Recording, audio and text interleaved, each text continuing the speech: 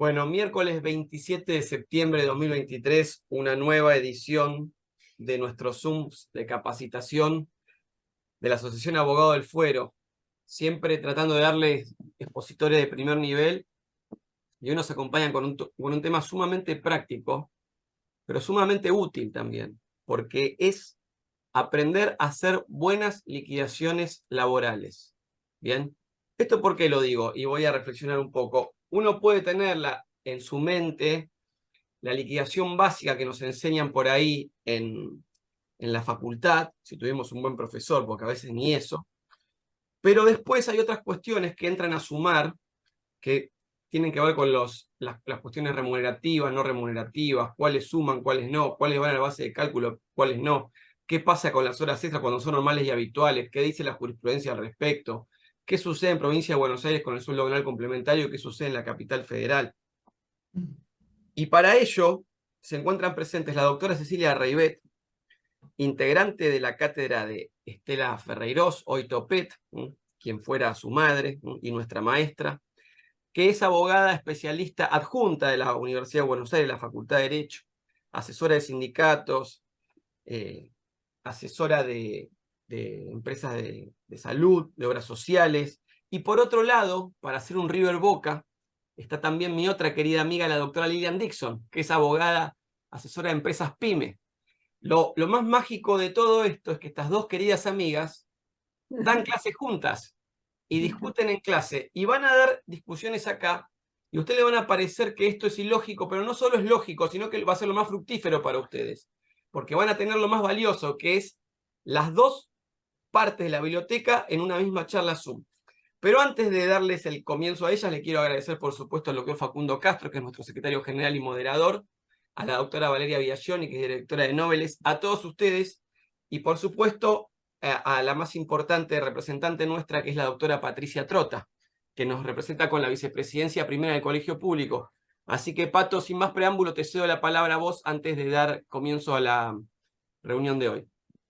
Bueno, buenas tardes a todos. Desde ya les agradezco a Cecilia y a Lilian por su generosidad, por compartir sus conocimientos con parte de la matrícula que se ha conectado. Gracias a todos los que se han conectado porque significa que quieren mejorar, como yo, como todos, porque siempre tenemos que estar estudiando y mejorando para que cada día seamos mejores abogados y abogadas. Eso es lo que nos va a distinguir y lo que nos va a permitir poder pararles el carro a todos los que nos dicen que somos caranchos, que somos cuervos, que somos aves negras. Pues no, señores. Cada día de nuestra vida estamos estudiando, formándonos para ser mejores personas y mejores profesionales. Así que bueno, les doy la bienvenida a esta imperdible charla de liquidaciones laborales, donde no va a faltar la discusión de la aplicación del acta 2764 del 22, por sí o por no, qué salas sí, qué salas no. Así que bueno, les agradezco muchísimo la participación a los expositores y a cada uno de los abogados y abogadas que se conectaron. Les mando un beso enorme y siempre la lucha por proteger nuestras incumbencias y por mejorar nuestra querida profesión. Bueno, muchísimas gracias, Pato. Como siempre, muy acertadas tus palabras. Recuerden que los que no están asociados pueden hacerlo en forma gratuita y online. Búsquenlo en el chat. No cobramos cuota de ingreso, no cobramos matrícula, nada. El que quiere donar, dona, aunque sea 500 pesos, al alias Abogados del Fuero, que es con lo que pagamos, entre otras cosas, el Zoom, que sale unos cuantos dólares por mes.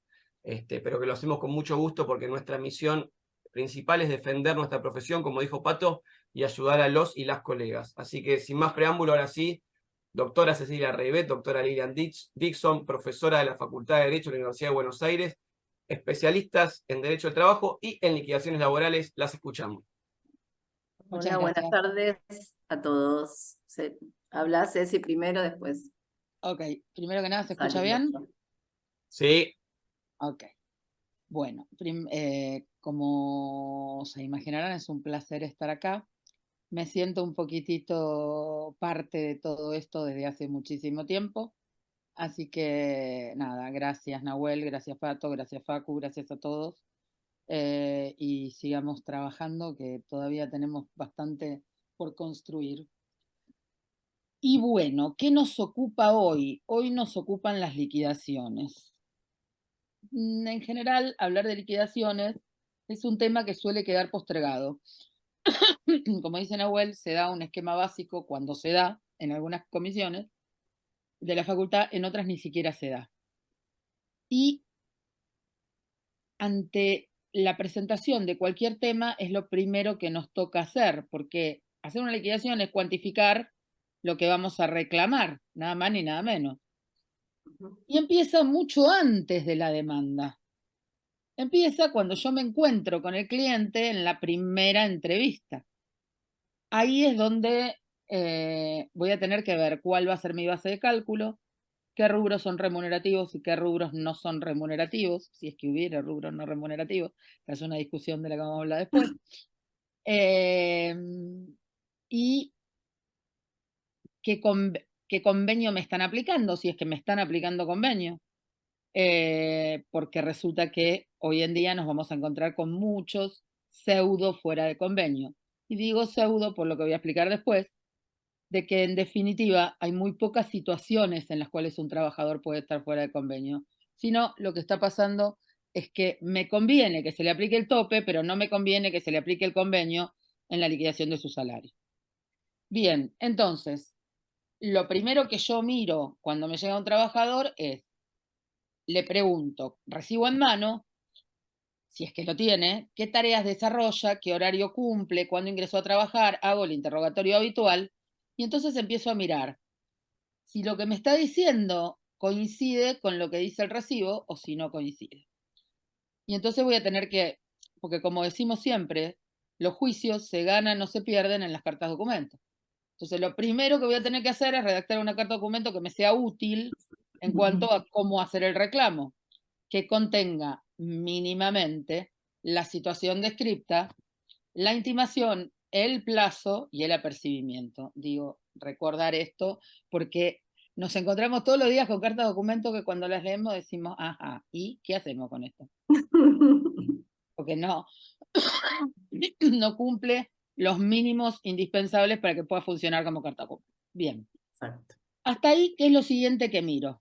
Si le están aplicando el convenio o no le están aplicando el convenio. Cuando yo sepa y bajo las escalas salariales correspondientes, o sea, si en los últimos 2 años le aplicaron los aumentos salariales que le tendrían que haber aplicado. Bueno, de acá me van a surgir las siguientes cuestiones.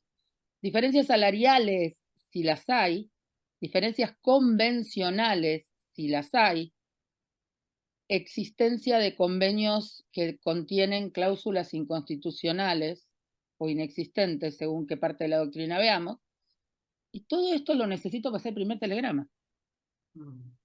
Entonces voy a plantear. ¿Por qué? Porque voy a tener derecho, en su caso, por ejemplo, a las diferencias salariales y las diferencias convencionales sabemos, por los 2 años anteriores al momento del distracto. Ahora bien, esto siempre y cuando, y dejo otra cosa planteada, me opongan la defensa correspondiente de prescripción. Y recordar eso, la prescripción es una defensa. No puede el juez aplicarla de oficio. No es de oficio, exactamente. No es de oficio. Entonces, a partir de ahí vamos a ver, ¿qué tiene que pasar para que un trabajador esté fuera de convenio? Bueno, la cuestión está bastante discutida. Pero, en principio, hay algunas cosas que seguro no tienen que pasar o tienen que pasar. Tenemos un fallo, tenemos todos los fallos contra Coto, pero básicamente tenemos uno de la Sala Séptima, en el cual se planteó que no alcanzaba con que alguien tuviera el título. Sabemos que en nuestra materia prevalece siempre la condición de lo que realmente está pasando por sobre el cartel que le quieran poner. Entonces, principio de privacidad de la realidad, artículo 23. Más allá de esta característica, lo que vamos a tener que ver es si efectivamente es alguien que tiene poder de decisión.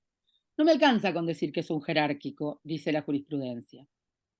¿Qué toma para esto? Toma 2 antecedentes. Un proyecto de ley que tengo entendido se va a reeditar en los próximos días, que tiene que ver con que para que alguien esté fuera de convenio tenga que tener un salario al menos un 20% por encima del cargo más alto del convenio colectivo, criterio que la jurisprudencia viene utilizando reiteradamente y que viene de un proyecto de ley del doctor Recalde. Tema 1. Tema 2. Que si renunció a su convenio colectivo, sea a cambio de realmente algo mejor. ¿Por qué el fallo de Coto? Porque en el fallo de Coto, que es Aspiazu con Coto, lo que se planteaba era, Coto estableció unas supervisoras de caja, supervisora de línea de caja. Que alguien me explique por qué necesitaríamos una supervisora de línea de cajas y qué poder de decisión tiene una supervisora de línea de cajas. Bueno, obviamente al renunciar al convenio colectivo, que como sabemos, nuestro derecho es irrenunciable, por lo tanto, por el artículo 12, por lo tanto, no había ningún tipo de decisión. Eso hizo que no pudieran ser trabajadoras sin convenio. Entonces, ¿qué miro yo para ver si un trabajador tiene o no tiene convenio? Miro que efectivamente tenga poder de decisión, no me alcanza con que sea jerárquico, que tenga un salario razonable para ser, porque ahora no tenemos la directiva del 20%, ojalá volvamos a tenerla, pero lo que tengo que ver es que sea razonable su salario para considerar que es poder de que está dentro del personal que tiene poder de decisión, que es personal directivo con poder de decisión. No es un gerente con una gerencia inventada. Y que se le estén aplicando bien los aumentos salariales. ¿Qué es esta tercera nota? Y es la que generalmente siempre está mal. Siempre que se le aumenta el salario a un trabajador que está dentro del convenio, debería aumentársele a quienes están fuera del convenio. Porque si no, estoy violando el principio de igual remuneración por igual tarea. Bueno, estas son las cosas que tengo que ver. ¿Qué va a pasar si tengo un convenio, si tengo un trabajador que está en un convenio que no es el que le corresponde? Acuérdense que convenio más beneficioso, siempre.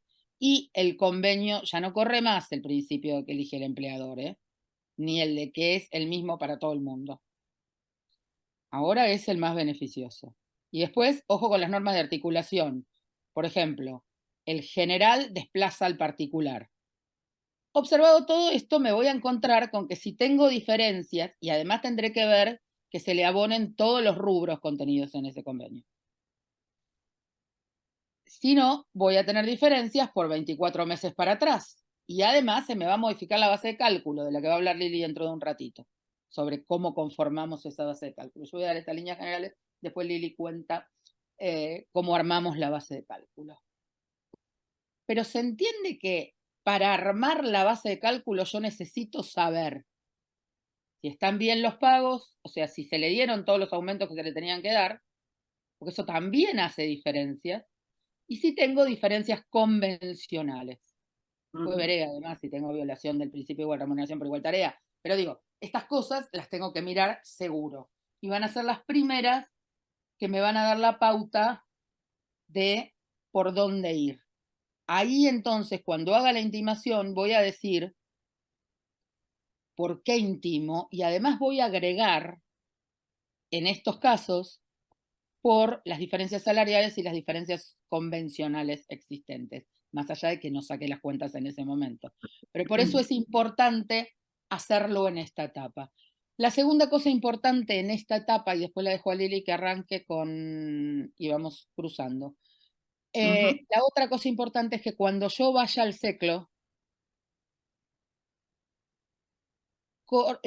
constate que mi acta tenga la totalidad de los rubros reclamados, porque rubro que no esté en el acta va a ser un rubro que no voy a poder reclamar, del mismo modo que todos los demandados. Bueno, ¿querés empezar a hablar de base salarial, de la base, y yo te voy interrumpiendo? Dale.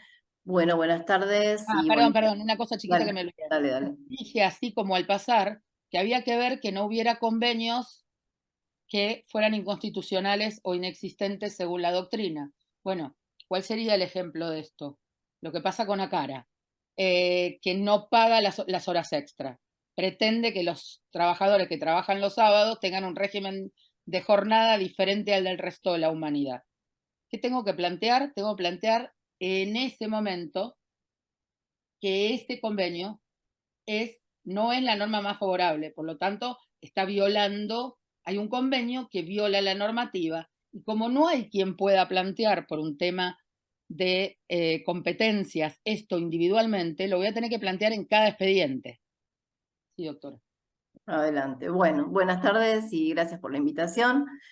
Me voy a meter en la parte como más dura, que después Ceci seguramente me va a sumar su perspectiva, ¿no? Nosotros cuando hablamos de una liquidación, es bien importante tener presente cuál es la base de cálculo, porque vamos a pedir como primera medida cuando hay una extinción, digamos, primero, como primera medida cuando hay una extinción del contrato de trabajo, no importa cuál fuera la causa, tenemos los 3 rubros que siempre van a proceder. Es decir, no importa si fue un despido, no importa cuál fue la causa de la extinción, si fue por voluntad de las partes, si fue ajena a la voluntad de las partes, no importa cuál fue la causal de esa extinción del contrato, hay 3 rubros que siempre son los que prosperan, que son obviamente los días trabajados hasta el día que se extingue el vínculo, las vacaciones proporcionales correspondientes hasta el día que se extingue el vínculo, y para eso vamos a tener en cuenta la antigüedad del trabajador y después dividir los días de la antigüedad que correspondía, ¿se acuerdan?, al fin de ese año, es decir, al año calendario, qué antigüedad iba a tener al fin del año calendario, y sobre esa cantidad de días, después proporcionaré a la fecha que se extinguió el contrato. O sea, los días trabajados hasta que se extingue, el proporcional de vacaciones. Acuérdense que las vacaciones tiene un numeral inferior al día mensual, o sea, se divide por 25, y eso nos va a dar el valor de un día, y por ese valor lo multiplicamos entonces por la cantidad de días proporcionales que corresponden. Y por último, el aguinaldo o el SAC proporcional también a la fecha de la extinción.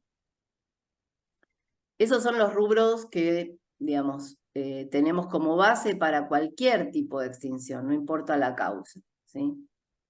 Y después, sí, nos vamos a abocar a lo que dice el artículo 245 en cuanto a que corresponde una indemnización por antigüedad, y después vamos a ver cómo esa indemnización del 245 la vamos a llevar a los distintos supuestos de extinción, pero la base nuestra es el 245, la indemnización por antigüedad, que sabemos que el legislador cuando la establece, lo que intenta es reparar un daño y disuadir al empleador para que no por cualquier cosa, no por cualquier mosca que ande volando, voy a despedir al trabajador, sino que intente que el empleador use previamente la facultad disciplinaria antes de despedir sin causa, ¿sí?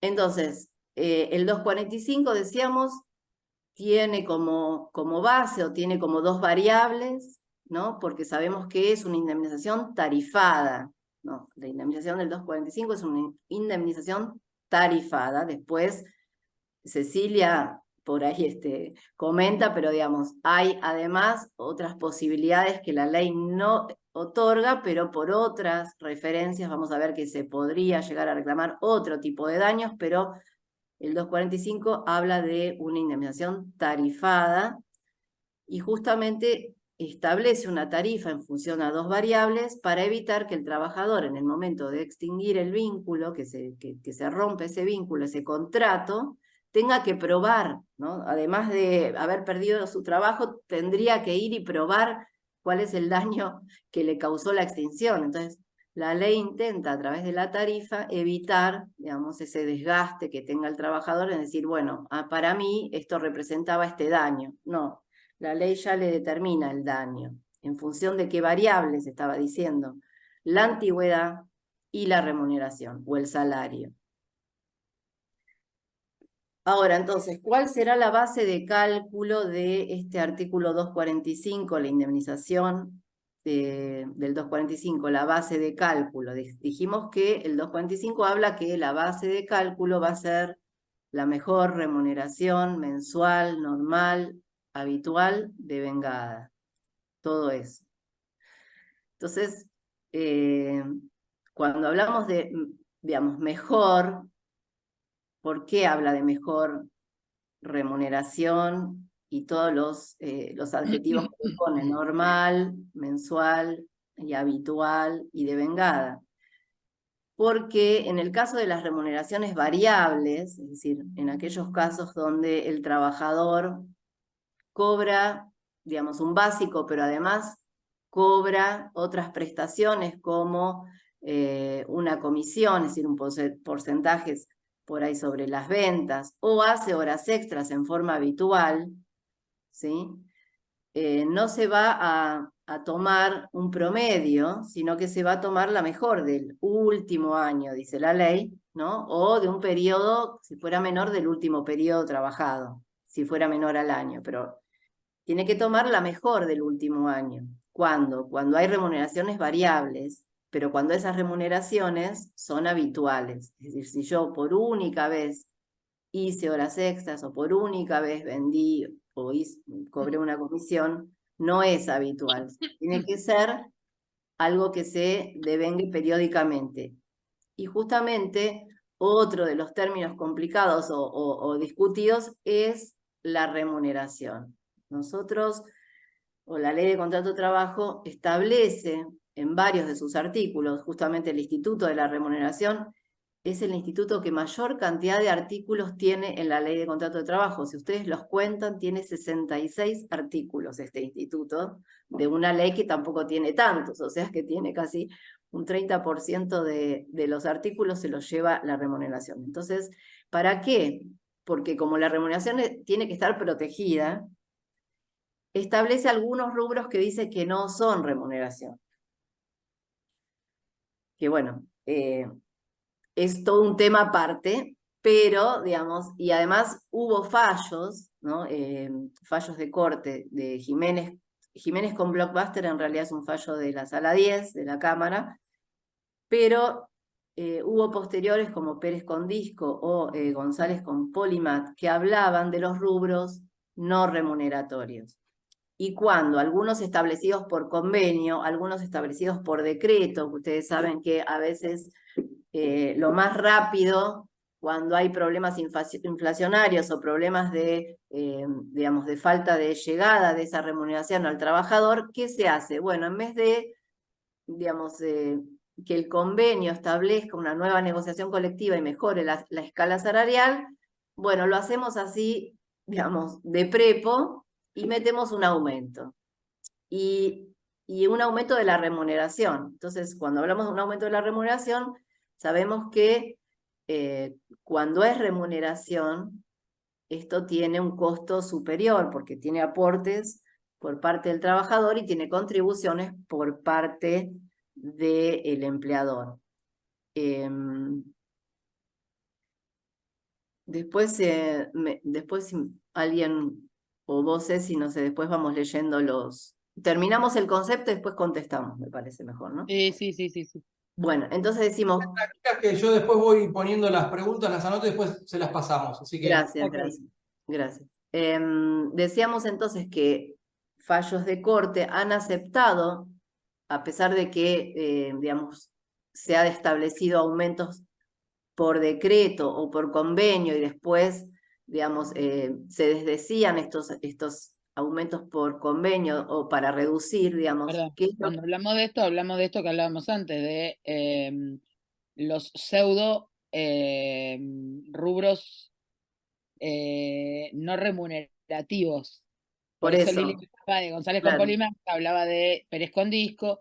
Cada uno de ellos ha establecido que tanto los aumentos establecidos por negociación colectiva, como los pactados por las partes, como los generados por medidas gubernamentales, todos forman parte del salario, independientemente de lo que se diga.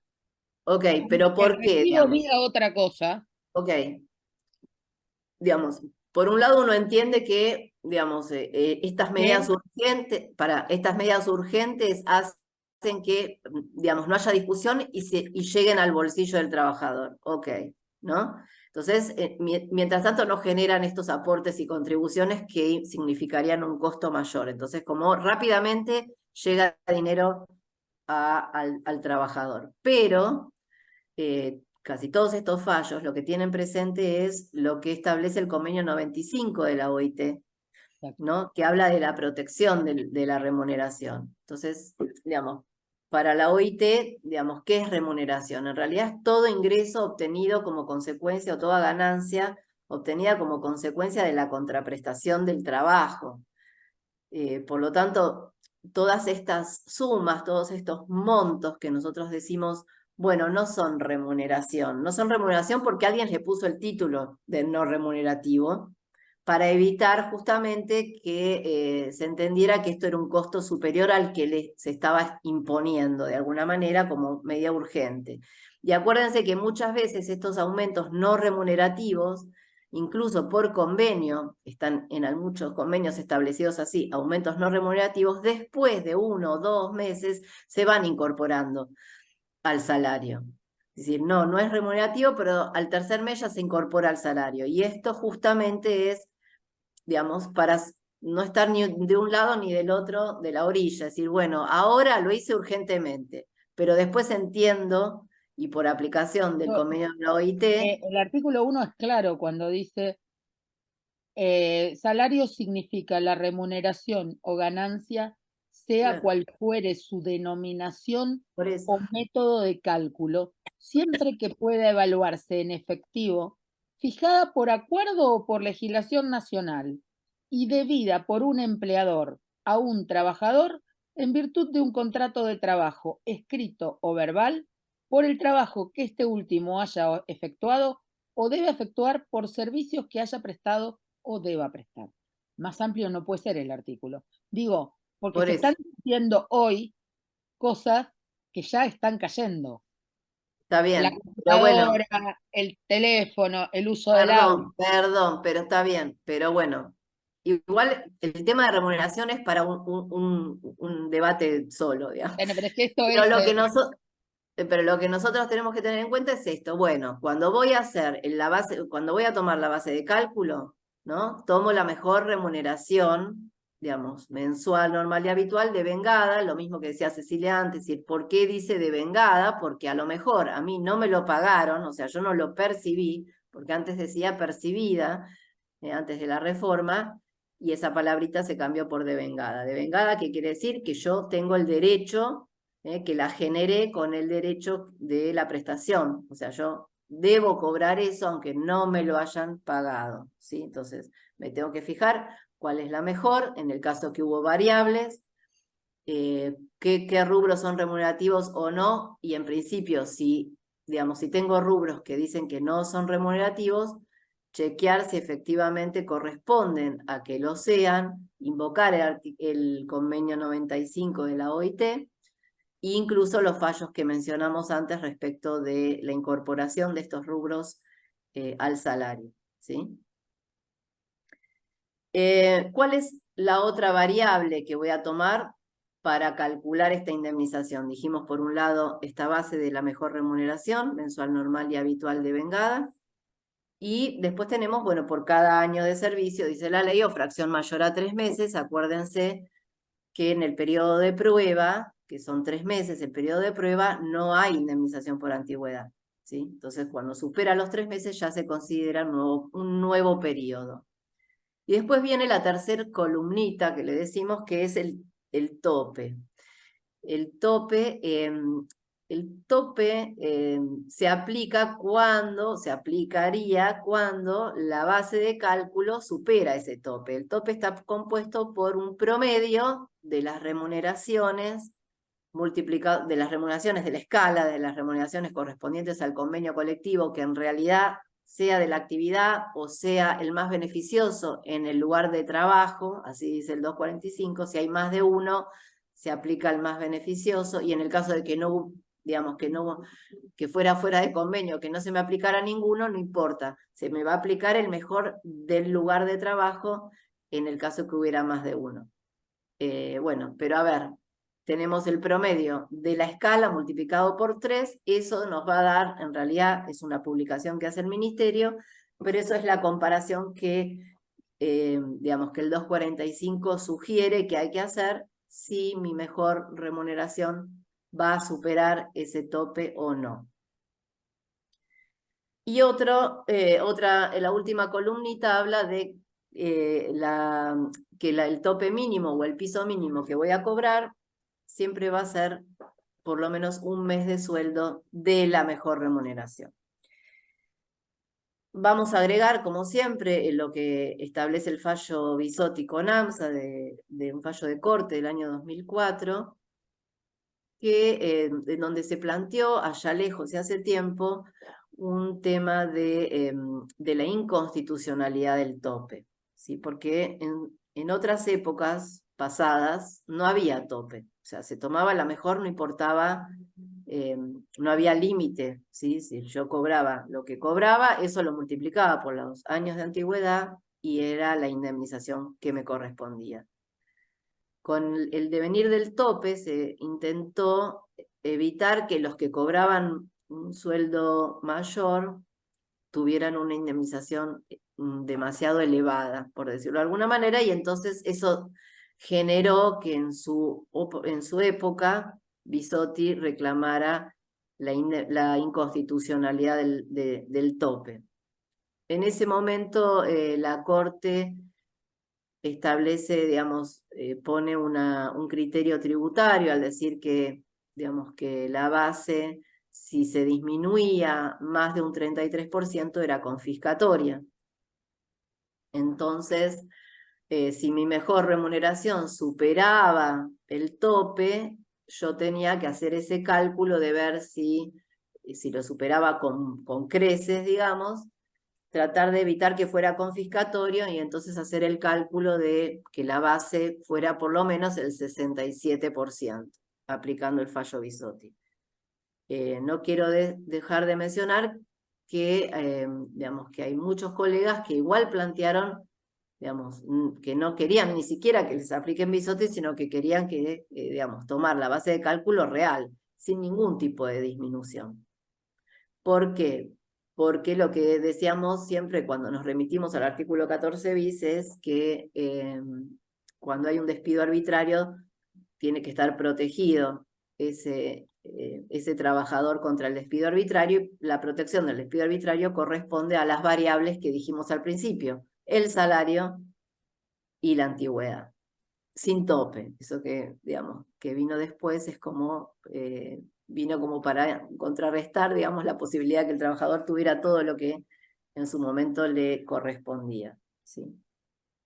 No sé si querés agregar algo más, Ceci, o seguimos con otros rubros. Que claramente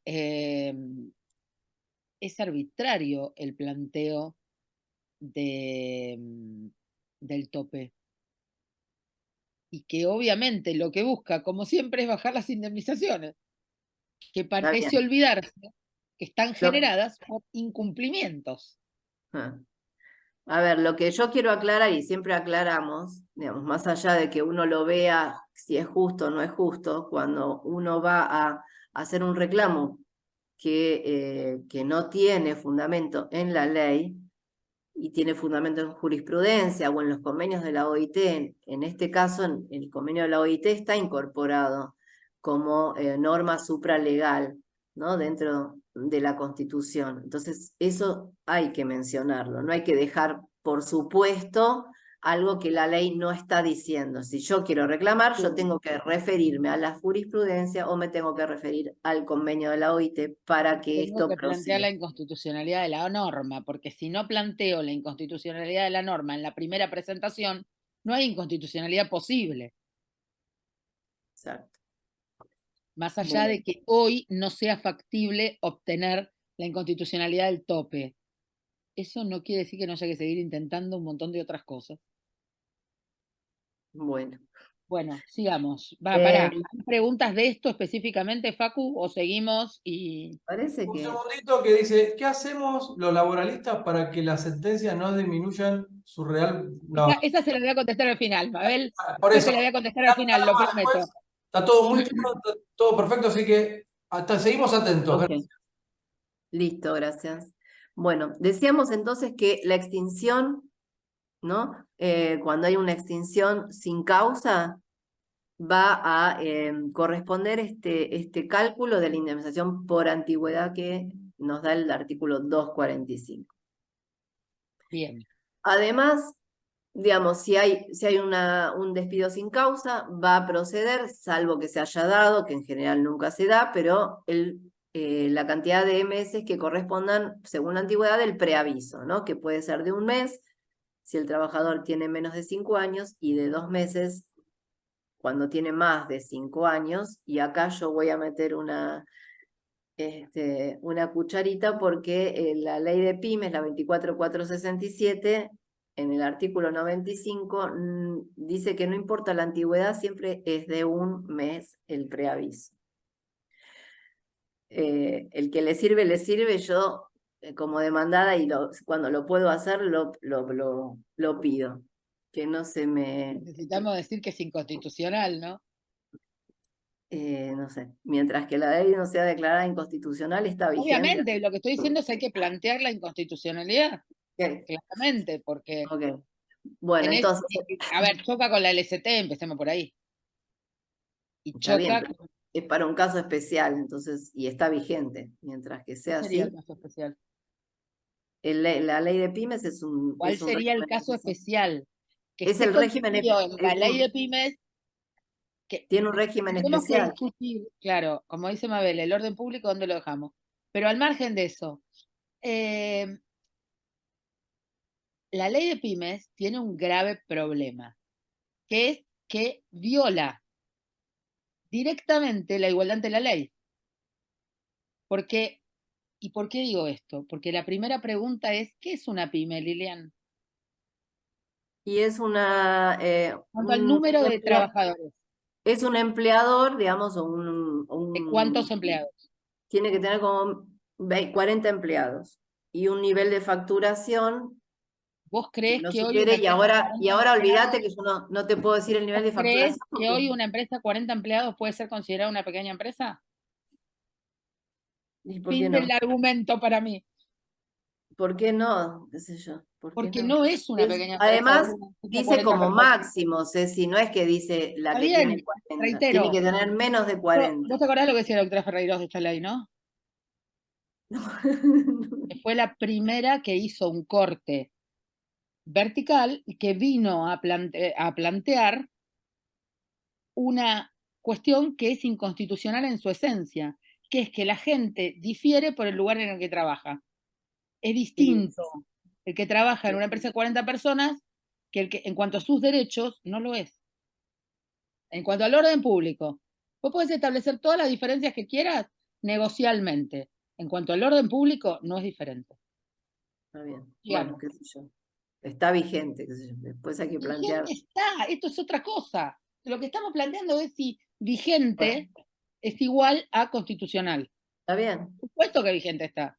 Igual, digamos, yo creo que también que hay empleadores y empleadores, ¿no? Eso es obvio. Hay empleadores que cumplen, empleadores que no cumplen, empleadores que pueden utilizar, digamos, su capital de una manera y otros que el capital es tan mínimo que es como que están un paso arriba del trabajador, no hay tanta diferencia. Pero bueno, no vamos a hablar de las multinacionales al lado del taller de Don Pepito en la No, pero el esquina. taller de Don Pepito sin duda no tiene 40 trabajadores, Lili, esto es lo que te estoy diciendo. Bueno, pero es una pyme, por eso mismo. O sea, Pero no puede es lo tener mismo. 5.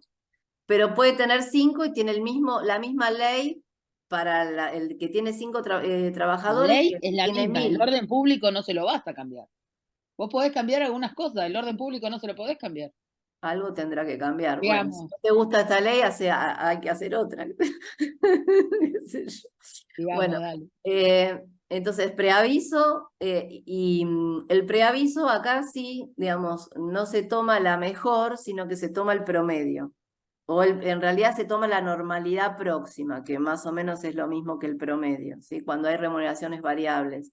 Y esto sí corresponde, digamos, a los meses que hubiera Lo debido debemos al trabajar. Instituto Tulosay. Espera, Esto se lo debemos a Tulosay, digo, que el preaviso que siempre llevó la no, incidencia. no, me parece que, no, Tulosay Sí, es Tulosay. el SAC, para considerar el SAC en la indemnización por antigüedad, que no se considera para el plenario O Tulosay, el empezó SAC. a partir de la aplicación de Tulosay esta discusión, de si Ok. era la normalidad próxima o si era, antes no se Eh, discutía esto. bueno. Y además corresponde la integración del mes de despido cuando el preaviso se da o se extingue el vínculo en realidad, un día que no coincide con el último hábil del mes, se toma todos los días que faltan hasta que se termine el mes. Y ojo con esto porque hay muchos que, digamos, dicen, bueno, vamos a despedir a una persona y le mandan el telegrama el último día del mes pensando que no pagan la integración. Y esto, acuérdense que la extinción no surte efecto, sino desde que se toma digamos, hasta que llega la esfera de conocimiento de la otra parte. Así que si yo mandé un telegrama el 30 y le llegó el 3, es ese momento de la extinción, no cuando se manda el telegrama o la carta documento de extinción, sino cuando llega a la esfera del conocimiento de la otra parte y ahí surte eficacia, ¿sí? Estos serían y bueno, el aguinaldo, digamos, el aguinaldo va sobre digamos, el SAC va sobre el preaviso, el SAC va sobre la integración, pero en capital o en nación no va sobre la indemnización por antigüedad por este plenario, pero en provincia el SAC sí se va a computar junto con la indemnización por antigüedad. Además de, digamos, de estos rubros que corresponden por una extinción sin causa, tenemos, digamos, los rubros que corresponden por los trabajadores, por los trabajos sin registrar, o las multas por falta de registración, que integran las liquidaciones. Ahora, antes de irte ahí, ¿por qué no vemos Sí. los modales primero? Bueno, vamos Las con los situaciones de modales. los contratos modales, digo, para quedarnos Bueno. en el contrato de trabajo. Los contratos modales o aquellos que decimos que son excepcionales al contrato por tiempo indeterminado, ¿sí? Que Tenemos tienen en algunos casos una vueltita en cuanto a cómo calculo, Ujú. porque Por no eso, todos tienen sí. establecido, o sea, tienen un régimen distinto algunos. Digamos, el Plazo fijo. contrato a plazo fijo, Esperá. bueno, Puntualmente, en relación al plazo fijo, siempre acuérdense dos cosas. Una, que cuando yo rescindo un contrato a plazo fijo antes que termine, eso se denomina ruptura ante tempus y va a dar lugar, además de las sanciones que la ley establezca, a los daños y perjuicios.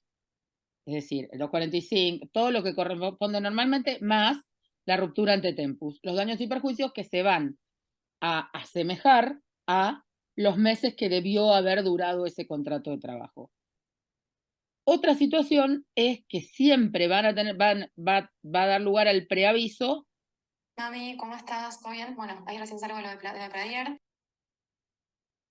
Hay un... Dale, Ceci, dale. Gracias. Se torna, es decir, siempre debo preavisar, salvo que sea menor a 30 días, en cuyo caso lo debo contener en el contrato, el preaviso. Eso en relación al preaviso. Perdón, en relación al plazo fijo. En relación, hablo yo de uno más y después te dejo. El otro que a mí llama mi atención especialmente es el de tiempo parcial. El contrato de tiempo parcial tiene una prohibición de realización de horas extras. Entonces, ¿cuál es la consecuencia de la realización de horas extras en este contrato? Para mi gusto tiene una consecuencia doble.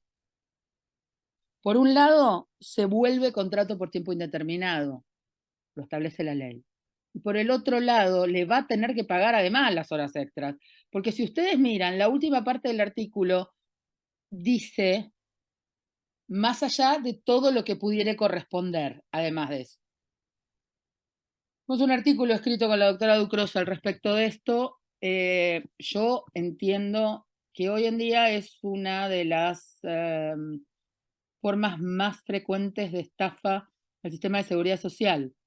Ustedes calculen que cada 2 trabajadores que yo tengo en este sistema, obtengo la ventaja de un trabajador entero. Esa es la plata que el sistema de seguridad social no recibe por estos trabajadores. Digo, no me estoy refiriendo a cuando las cosas funcionan bien. Me estoy refiriendo, por ejemplo, a lo que pasa en el rubro de limpieza, donde el 80% de los trabajadores de alta vulnerabilidad son contratados de esta manera y se les pagan en negro las horas extra. Cecilia, Bien. una pregunta. Lo que vos acabas de explicar es, mientras la autorizo a Lilian que tenga ahí micrófono. Habilitate, Lilian. Lo dijiste por los trabajadores de tiempo parcial. Sí, Sí. Bien, y los que están registrados media jornada. Es eso. eso, Bien, perfecto. ¿Qué pasa con los que trabajan los fines de semana? Y lo mismo, porque lo mismo. A pasa mi gusto lo mismo. en los shoppings, que están todos registrados media Claro, jornada. Pero igual los que trabajan en los shoppings, que Sí, trabajan a lo mejor trabajan solo fines de no, pero vos semana. están hablando de 2 cosas distintas. Él está hablando de los que trabajan durante la semana y además los fines de semana. Y vos te referís a los que solo trabajan los fines de semana. trabaja de lunes a sábado, media jornada, a ver, para mí eso siempre fue buenísimo porque los contadores le empiezan a poner horas extras y el trabajo ya lo tenía hecho. Ah, Claro. Ahí estás, Lilian. Bueno, hablaste entonces de media jornada o tiempo parcial y contrato a plazo fijo, ¿sí? sí. En el caso incluso del plazo fijo, aunque se cumpla el plazo, o sea, pues Cecilia habló si se rompe antes del tiempo determinado en el contrato, pero aunque se cumpla el plazo, si ese plazo supera el año, igual le corresponde una indemnización reducida, la del 247, pero tiene que superar el año para que tenga esta indemnización. Y después en los otros modales está el contrato de temporada. El contrato de temporada, ustedes saben que es un contrato por tiempo indeterminado. Lo que pasa que, digamos, hay un periodo que no hay prestación y no hay pago de remuneración. Pero el contrato de temporada no tiene un plazo, es por tiempo indeterminado. Lo que pasa es que el trabajador reingresa con previo aviso del empleador en los periodos que se lo convoca. Así que cuando se extingue el contrato de temporada, se debe abonar también la indemnización del 245, pero digamos, el plazo que se computa, la antigüedad que se computa, es la antigüedad de los periodos efectivamente trabajados, no los que donde las partes no hubo contraprestación, sino que es durante el periodo efectivamente trabajado, la antigüedad, ¿sí? Y en el contrato eventual, justamente tiene como causa una eventualidad, que es un periodo donde se desconoce cuándo termina la eventualidad. Termina cuando termina la eventualidad y en ese caso no hay indemnización por antigüedad. Generalmente se utiliza este contrato para algunas suplencias por enfermedad o por maternidad de una persona que se sabe que no está trabajando, pero no se sabe Así debería cuándo. usarse, no es como se usa. Así debería usarse. Se usa para cualquier otra cosa. Se usa para cualquier otra cosa. Es verdad, es verdad. Bueno, vamos rápidamente a referirnos a las multas, la ley 24.013 y después la 25.323. La ley 24.013, la Ley Nacional de Empleo, entre otras cosas, estableció un sistema de multas para los trabajadores, a favor de los trabajadores que no estuvieran registrados o intentando evitar el fraude, cosa que no fue muy fructífera. Pero a la hora de hacer una liquidación, digamos, tenemos que tener presente los artículos 7, 8, 9, 10, 11 y 15, porque determinan estos artículos, en el primero, la intimación que tiene que hacer el trabajador por 30 días al empleador para que lo registre correctamente, y en esa intimación le va a denunciar la real fecha de ingreso, la real remuneración y la real categoría. Le tiene que dar un término de 30 días para que el empleador realice la registración, pero no es necesario esperar los 30 días si el empleador niega o dice, Esto bueno, está complicado con la jurisprudencia ahora, Lili, ¿eh? ah, O sea que ¿no? yo creo que es así, pero está complicado. Hubo jurisprudencia que dice si el empleador niega Sí, o pero rechaza, no es unánime. Aclaró. bueno, entonces esperen los 30 días. Pero yo hoy estoy esperando los 30 días en todas las cartas de documentos porque hay quienes no le están haciendo lugar A las cuando multas, si vos, lo haces dentro de las 48 horas. bueno, esperen los 30 días para reclamar en el caso de que, o sea, las dos posibilidades es o silencio por parte del empleador o negativa a la registración, ¿no? ¿Y qué es lo que... Acuérdense que acá tiene que estar vigente la relación Claro, laboral. los requisitos, digamos, para acceder a las multas que vamos a hablar ahora son 3. La intimación, tiene que estar vigente la relación laboral, es decir, si a mí me despiden no puedo intimar por la 24. Algún fallo que dice que para el 15 no haría falta la notificación a FIP. Hay algunos fallos que están diciendo que para el 15 no haría falta la intimación. Bueno, ahora vamos a hablar del 15 y lo reiteras ahí.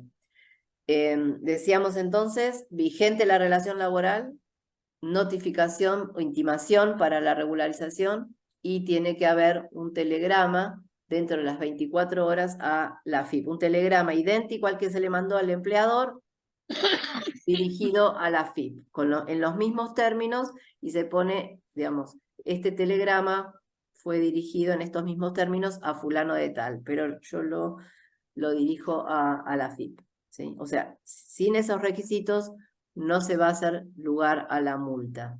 ¿A qué multa? En el artículo 8 se refiere a un 25% de todas las remuneraciones que correspondían durante la relación laboral, porque es el caso del empleo totalmente sin registrar. El artículo 8 hace referencia al empleo que está completamente sin registrar, ¿sí? Entonces es el 25% no del último periodo o del último año, sino de todas las remuneraciones generadas durante ese vínculo. El artículo 9 establece que también va a haber una multa de un 25%, pero de las remuneraciones que existieron entre la fecha de ingreso real y la fecha de ingreso registrada, ¿sí? Entonces, en ese periodo donde no hubo registración, también corresponde la multa del 25% por todas esas remuneraciones que se generaron entre la fecha real, que en general es anterior, y la fecha posterior, que seguramente es la registrada, ¿sí? Y el artículo 10 también se refiere a la multa que corresponde también al 25%, pero de la diferencia entre la real remuneración y la remuneración registrada, ¿sí? Entonces, también durante toda la vigencia de la relación, pero entre la real y la registrada. Generalmente la real, obviamente, va a ser superior a la registrada, ¿sí? Y lo que decía recién Cecilia, cuando después de la intimación, digamos, si yo intimo en general y no me registran, ¿qué va a suceder? Digamos, como trabajador, pongo en mora al empleador para que cumpla, el empleador no cumple, yo me puedo considerar despedido, digamos, como decimos, es un despido indirecto, previa constitución en mora del empleador, me considero despedido. Y si me considero despedido como consecuencia de la intimación, también puede ser consecuencia de otros incumplimientos, pero posterior a la intimación, también voy a reclamar la multa del artículo 15, que es la duplicación de todas las indemnizaciones por despido. Esta es la que decimos que parte de la jurisprudencia está empezando a considerar que no hace que no pierdo este derecho por no haber intimado, por no haber notificado a FIP dentro de las 24 horas. Ok. Entonces, el 15 lo que hace es duplicar las indemnizaciones por despido, es decir, antigüedad, o sea, 245, preaviso, integración. ¿Sí? ¿Qué 25. pasa? Premio consuelo, digo yo, en el caso de que me despidan. Si me despiden y yo estoy mal, el trabajador está mal registrado porque fue registrado con posterioridad a la fecha de ingreso o una remuneración inferior a la que figura la inferior registrada y superior la real, digamos, hay diferencias entre la real y la registrada, puedo, digamos, ya no puedo intimar por la 24.013, pues ya se extinguió el vínculo, obviamente va a ser ya un vínculo que está registrado, ¿no? Al trabajador que está totalmente en negro nadie lo va a despedir porque está probando que existe un vínculo. Se van a despedir cuando está parcialmente registrado. Entonces, en ese caso, voy a poder reclamar el artículo primero de la 25.323, que es equivalente a el 245, o sea, solamente premio consuelo, indemnización por antigüedad, nada más. Y, digamos, en el caso de que las indemnizaciones no fueran pagadas en término, también voy a poder reclamar el artículo 2 de la 25.323, que es el 50% de todas las indemnizaciones por despido, es decir, es el 50% del preaviso, de la indemnización por antigüedad y de la integración del mes de despido. Esto que parece aburridísimo, les puedo asegurar que en el momento del reclamo y en el momento de cobro, los abogados están muy Sí, contentos claro. de hacer todos estos números, que dan un número enorme, y bueno, con suerte y viento a favor, y si la empresa no quebró, pueden llegar a percibir ustedes como... Detallito, escuchen. Queda el 132 bis, sí, que y tiene el que ver, artículo 80. sí, queda el 132 bis, el 80, y después nos quedan dos temas que son como la frutillita de la torta. El acta y el prorrateo. Nada más ni nada menos. El 132 bis, ¿con qué tiene? Ah, y los rubros no cuantificados. ¿Con qué tiene que ver el 132 bis? ¿Querés contarlo? El 132 bis hizo que Cecilia y yo nos conociéramos, porque la mamá de Cecilia, que estaba en la cámara, yo iba por la empleadora, y en ese momento, digamos, ¿qué pasó? Crisis del 2001, así que mucho tiempo atrás, la empleadora, ¿qué hacía? Ustedes saben que el recibo está compuesto, como dijimos, aportes y contribuciones, los aportes correspondientes al trabajador y las contribuciones correspondientes al empleador, que en realidad no figuran ahí, pero bueno, los aportes son esas deducciones que figuran en esa parte del recibo que, digamos, que son parte del sueldo del trabajador. Entonces, si el empleador hace esas deducciones, hace esas retenciones y después no las aporta a donde las tiene que aportar, es decir, al sistema de seguridad social, al sindicato, a la cuota sindical, ¿no? Y la obra social, digamos, hay ahí una infracción porque estaría tomando, digamos, plata que corresponde a la esfera del trabajador. Entonces, ¿qué dice el 132 bis? Que se puede reclamar salarios continuatorios. Hermoso. ¿Qué quiere decir? Hasta que, no, bueno, hasta que el empleador cumpla haciendo efectivos esos aportes. En su momento que yo le fui a llorar ahí a la cámara, decirle, por favor, no me pongan los salarios continuatorios estos, porque es, digamos, a partir del momento que se intima para que se hagan efectivos estos aportes, ¿Lo ves? Porque, como dijo recién la doctora, es porque incurrió en retención indebida. Se quedó con plata que no era de él.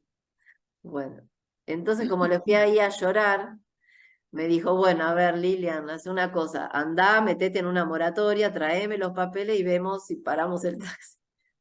Más o menos Ese así. es otro tema, porque el taxi sigue corriendo hasta que hay una discusión en la justicia. Si el mero hecho de haberme anotado en una moratoria para el taxi, muchos dicen que no, el taxi para solamente cuando terminé de integrar lo que no integré. Y muchos dicen que con el mero hecho de anotarme en la moratoria, paro el taxi. El taxi le decimos al reloj que sigue corriendo, ¿no? Igual, digamos, para decir verdad, no todos los jueces les gusta aplicar el 132 bis, me parece. Perdón, ¿cómo era lo de la ley vigente? Bueno, yo te digo lo que yo vi, qué sé No, yo. digo lo que me dijiste hace un rato, si le gusta o no le gusta. No les gusta mucho porque es bastante gravoso. Pero bueno, es cierto que hay épocas y épocas. En la época que me tocó a mí en ese momento era tipo, ¿cierro el negocio o qué hago? Bueno, bueno. ¿Y qué más? El artículo 80 también.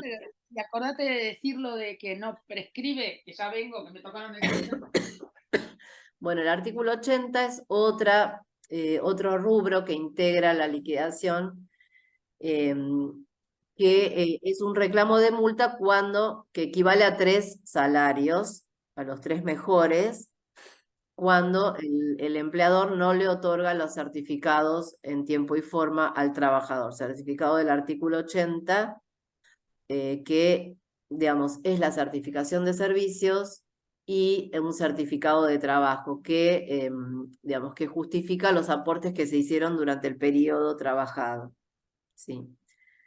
Lo que decía Cecilia es que este reclamo no prescribe porque, Acá está. digamos, bueno. No prescribe, ¿por qué? Porque es un derecho humano.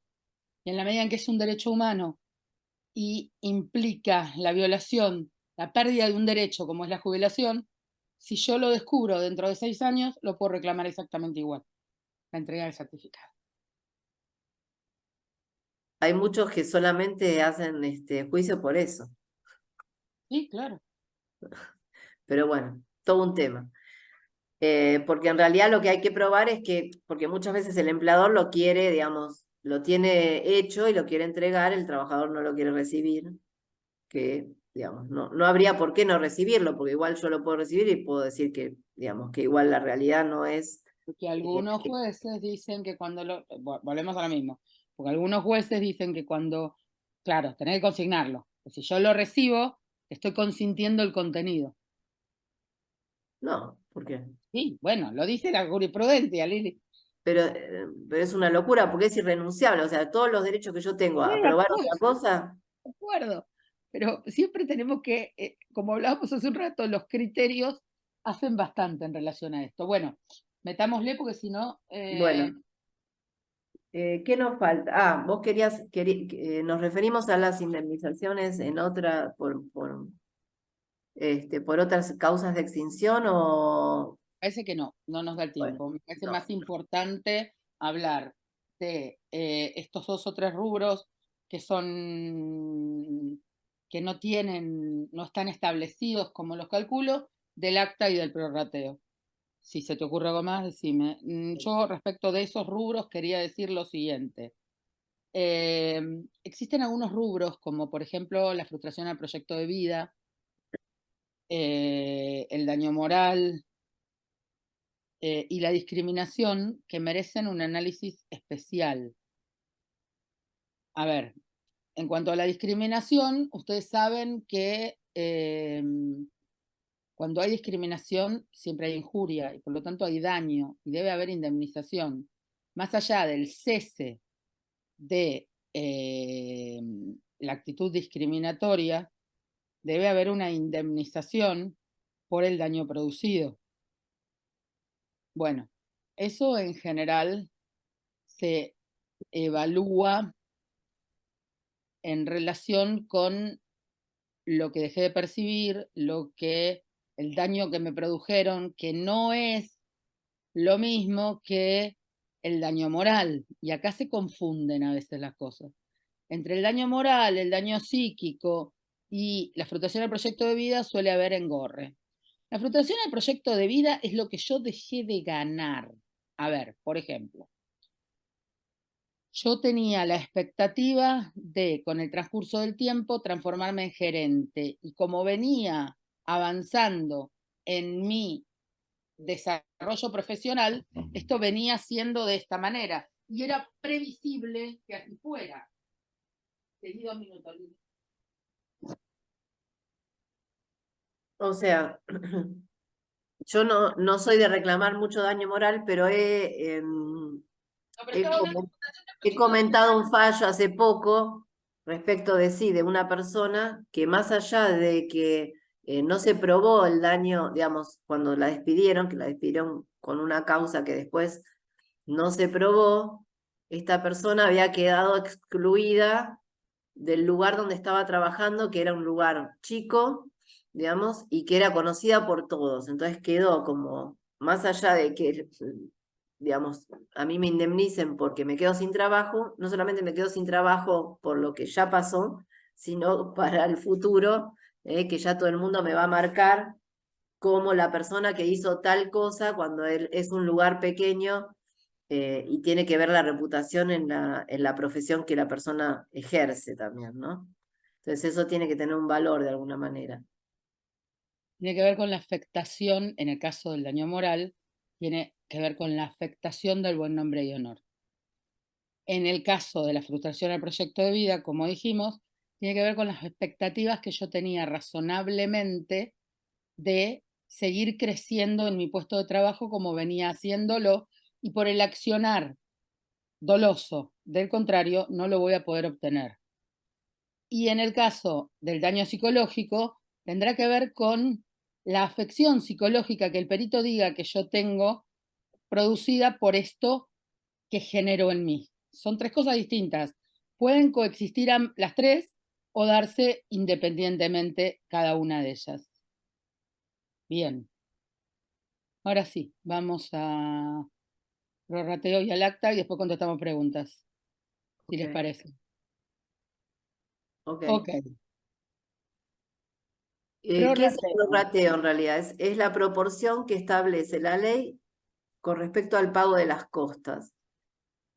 Es decir, que las costas no pueden, incluyendo los honorarios de los peritos, superar una proporción sobre el capital. Bien. Esta norma, que es el último artículo de nuestra ley, el... 30 y pico. No, No, porque es del Código del Código no, de Civil. la LST, es el último artículo de la LST. Ah, Esta proporción, 230. parte de los jueces vienen diciendo que es inconstitucional, cosa que yo comparto. ¿Por qué es inconstitucional? Algunos dicen, estaba leyendo a André García Bior y algunos otros hoy a la tarde, sostienen que hay como un enriquecimiento ilícito, 277, gracias. Hay un enriquecimiento ilícito porque por un hecho que no tiene nada que ver conmigo, yo dejo de percibir los honorarios que me corresponde percibir y el otro se enriquece a costa de mi trabajo. Entonces, mi consejo es, con el inicio de la demanda, planteo de inconstitucionalidad del prorrateo. No todos, está dividida la historia, ¿eh? Hay salas que lo aplican y salas que no, y jueces de primera instancia que lo aplican y jueces que no. Bueno, hemos llegado. Sí, si querés comentar algo del acta. Bueno, eh, todos sabemos de qué hablamos cuando hablamos del acta, ¿no? Estamos hablando de la posibilidad de la aplicación de un artículo del Código Civil que está vigente hace 700. mucho tiempo. Sí. Que, digamos, posibilita digamos, la aplicación de una capitalización de intereses. No posibilita, determina. Determina que las deudas se capitalizan en determinadas circunstancias cuando fueron reclamadas judicialmente. Bien, lo que no dice es cada cuánto se capitalizan. La capitalización es anual. Y fíjate que ayer Eso cambió. no por única vez, sí. No, ¿por qué por única vez? Si el Y artículo no porque hay dice. algunas salas que lo establecen así, por Pero única porque vez. lo establecieron, porque se les ocurrió, no porque surja de la norma. No, bueno, porque hay No, una cada norma vez que menos, porque te digo, por ejemplo, cambió el criterio. Hoy, ¿es en la segunda o en la primera, Facu, donde cambió el criterio? igual la 2, pero ¿Eh? No me acuerdo, lo vi hoy recién. Parece que es en la segunda. ¿Dónde está Andrea? Ya te digo. la 2. Pero la La 2 ya dos. aplicaba la No, capitalización. cambió hoy. No, sí, aplicaba la capitalización, pero como vos decís, con capitalización anual, con capitalización por única vez. Por Y a única partir de vez. ahora vuelve a capitalizar anual, a partir de ahora capitaliza anualmente. Si no, es la primera, pero déjenme un segundo y lo contrato. Bueno, está bien, no, lo que. Andrea García Bior, decís vos. Sí, En la 2. La 2, bien, sí. bien. Digamos, lo que vos decís sí es lo que establece el 770, pero lo que decíamos, el 771 da la posibilidad al juez de reducir prudencialmente para el caso de que pudiera, digamos, parecer exorbitante el cálculo, ¿no? Porque estamos hablando, y es más, hay algunas de las salas que hacen una comparativa con el índice de precios al consumidor o con el RIPTE. Más En cuanto, un 6%, 7% anual. más un porcentaje anual, que es la tasa pura, digamos, lo que antes era la tasa pura de interés, digamos, obviamente que es, digamos, el valor constante más una Déjame tasa. hacer una aclaración que tiene que ver con por qué se aplica. Primero, con por qué existe una normativa en relación. No me puede costar lo mismo cumplir que no cumplir. Esta es la primera cosa, porque la ley tiene dos funciones. Una, tiene que cumplir, tiene que arreglar las cosas para que se repare lo que se dañó, pero además tiene que tener una función disuasoria. Función disuasoria que no existió durante todos los años que pasaron y que trajo como consecuencia que muchísimos empleadores llegaran a la conclusión, y esto reconocido por un montón de abogados, es mejor negocio dejar que el juicio avance y poner la plata a trabajar y después vemos cómo pago. Esa función disuasoria, si yo no transformo la sanción en algo virtuoso, no ocurre. A esto le sumamos dos cosas que tienen que ver con cómo se imputan las deudas. Bueno, Cuando las deudas se imputan legalmente, cuando vos pagás, hay reglas en el pago. Primero sí, se imputa la más antigua y primero se imputa los intereses y después al capital. al capital. En cuanto a la existencia de intereses, existen dos tipos de intereses: los compensatorios y los moratorios. No es lo mismo el interés por la falta del uso del dinero que el interés que compensa la deuda. Son dos cosas distintas. Esta es la razón por la cual, y además fue así históricamente, nosotros arrastramos este tema. ¿Por qué? Porque cuando sale la ley de especificación, se Prohibieron las indexaciones, correcto, es cierto. ahí arrastramos ese problema. Es Pero si cierto. vos mirás nuestra ley, la LST, no tiene, habilita claramente la indexación. Está habilitada en la ley. Esto cayó en desuso por aquella norma, que no está contenida en nuestra ley. Está bien, lo que yo te decía, Claramente es inconstitucional. lo que hablábamos en la previa era que a veces el retardo no obedece únicamente a la desidia del empleador, sino también al retardo que existe en la justicia. Entonces, a mí si un juicio, en vez de tardarme 2 años, me tardó 6, pero yo lo tengo para sentencias de hace 3 o 4, ¿por qué todos esos años Claro, los la tengo que pregunta es por qué pagar como llegaste al si juicio? yo hubiera generado esa tardanza, cosa que no sucedió? Que no me... Generaste un cumplimiento. más allá de lo que tarde. Yo estoy de acuerdo con vos en que los juzgados tendrían que tratar menos, pero este es otro tema. Menos, Cecilia, 3 años estamos hablando. 3 años son Eso es 3. que tendrían que tardar menos. Capitalizarlo 3 veces, o sea, que se lo apliquen al que lo genera, ¿no? Yo entiendo que es Lo correcto. genera el incumplimiento, no lo genera el retardo en la justicia, más allá de que el retardo en la justicia esté mal. Esto es lo que yo creo. Perdón, queda una sola cosa en el tintero y ya, porque nos la olvidamos. Nos olvidamos de la multa por temeridad y malicia. Que tiene que, 275. que tiene que ver con el cumplimiento, básicamente con las actitudes que entorpezcan voluntariamente el procedimiento y básicamente con los incumplimientos de acuerdos que yo celebro y sistemáticamente no cumplo. Entonces la ley ahí también me habilita a llevar a 2 veces y media el interés. El capital, sí. Capital. Bien, hasta ahí. Bien. Hasta ahí creo que cubrimos todo. ¿No? Sí. Entiendo que sí. Hay comentarios con los que estoy de acuerdo. Bueno, a ver, no sé. Dice, el que no prescribe es la planilla PS 6.2, haciendo referencia al artículo 80. Sí, Claro. sí. En realidad, cuando tenés que consignar o hacer entregas son la de la FIP, la del ANSES y el certificado de trabajo. Sí. La que no prescribe es la que me permite jubilarme. Bueno, pero son las dos. Que te exige el certificado de trabajo tener, informar si tuvo o no capacitaciones el trabajador. Están pidiendo también. Sí.